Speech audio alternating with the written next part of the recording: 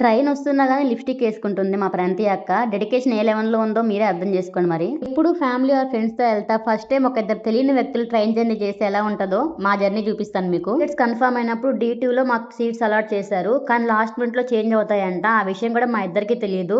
So పక్కన వాళ్ళని అడిగి హెల్ప్ తీసుకున్నాం. ఇప్పుడు D2 నుంచి D11కెళ్ళాలి. అది కూడా ఇంత క్రౌడెడ్ ఉన్న ఏరియాలో.